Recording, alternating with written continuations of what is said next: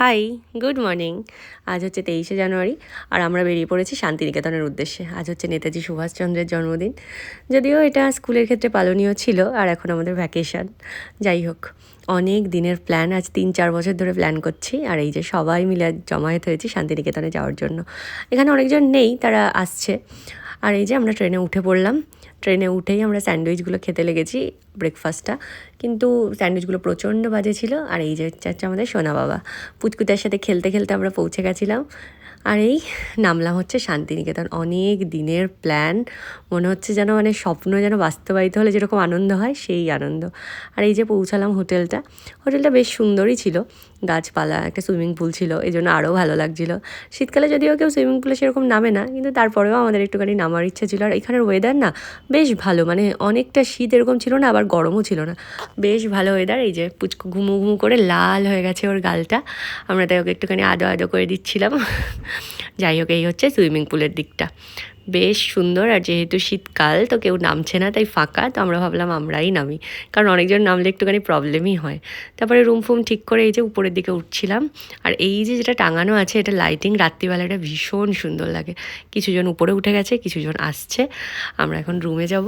Room থেকে fresh ট্রেশ হয়ে বেরিয়েছিলাম হচ্ছে সুইমিং পুলে নামার জন্য। তো সুইমিং পুলে নামার জন্য বেরিয়ে ভাবলাম একটুখানি ফটোশ্যুট করা যাক। আর এই যে দেখছিলাম যে জলটা কতটা গরম ঠান্ডা, কিন্তু বেশ ঠান্ডা। এসে বসে পড়েছি, ভাবলাম নামবো না, কিন্তু তারপরে আবার ভাবছি যে এসছি যখন একটুখানি নামাই যাক, এই ভেবে চললাম। আর এই যে আরেকজন সবার প্রথম নেমে পড়েছে জলে, প্রচণ্ড ঠান্ডা জল। তো বারবার ডাকছিল, তো ভাবলাম ঠিক আছে যাই, জলের দিকে নামাই যাক।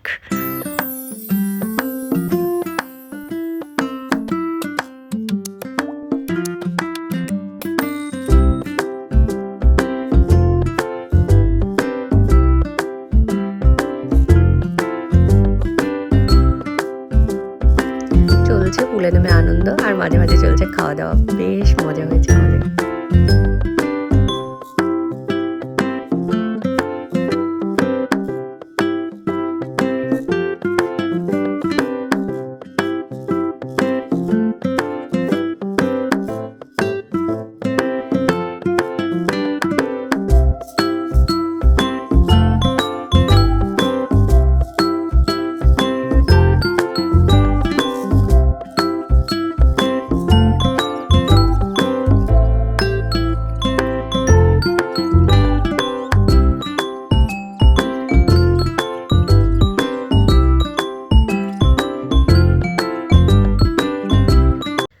স্নানটা সেরে লাঞ্চটা করে আমরা বেরিয়ে গেছিলাম সোনাঝুরি হাট, শান্তিনিকেতনের মেন অ্যাট্রাকশান যেটা, আর যেটার জন্য মেয়েরা পাগল। ওখানে নাকি প্রচুর জিনিসপত্র পাওয়া যায়, আমি এতদিন ইউটিউবে দেখেছি।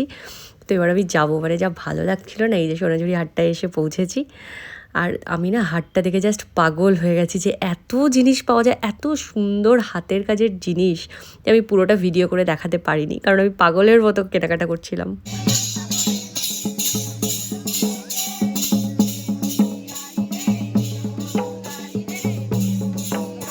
এই যে হাটের মধ্যে এখানে এরা নাচ করছিল, আর আমি এখান থেকে মিসিং, তাই আমি কেনাকাটা এতই মত্ত ছিলাম, আমি তাই নাচতে পারিনি। আমি এটা মিস করে গেছি, নেক্সট টাইম বেটার লাক।